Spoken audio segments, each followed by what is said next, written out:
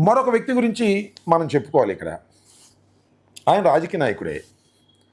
బాలినేని శ్రీనివాస్ గారు. ప్రకాశం జిల్లాలో అంతా తానే నడిపినటువంటి వ్యక్తి. కాంగ్రెస్ పార్టీలో కూడా మంత్రి చేశారు. రాజశేఖర రెడ్డి గారు మరణం తర్వాత జగన్మోహన్ రెడ్డి గారు ప్రాంతీయ పార్టీ పెట్టే సమయంలో పార్టీని కాదని బయటకు వచ్చాడు. మంత్రివర్గానికి రాజీనామా చేసి వచ్చాడు. ఒక విధంగా త్యాగమే చేసి వచ్చాడని చెప్పాలి. అలాంటి బాలినేని శ్రీనివాస్ గారు వైఎస్ఆర్ కాంగ్రెస్ పార్టీ నుంచి బయటికి వెళ్ళిపోతాడని ఎవ్వరూ ఊహించి ఉండరు.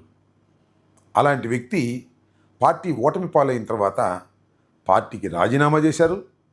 చివరికి జనసేన పార్టీలో చేరారు. ఏంటి ఆయన పరిస్థితి వాళ్ళ? ప్రకాశం జిల్లాలో ఆయన పరిస్థితి ఏంటి? రాజకీయాల్లో ఆయన పరిస్థితి ఏంటి? ఒకసారి మనం ఆలోచిస్తే అది కూడా శూన్యమని అనిపిస్తుంది. ఎక్కడా ప్రాముఖ్యత కనిపించినటువంటి దశకి వెళ్ళారు.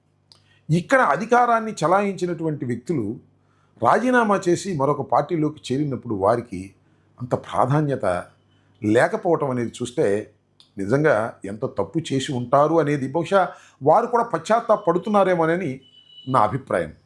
అలాంటి బాలినేని శ్రీనివాస్ గారు కూడా రాజకీయంగా తెరమరుగయ్యే పరిస్థితి వస్తుందేమోననేటువంటి సందేహాలు కలుగుతూ ఉన్నాయి.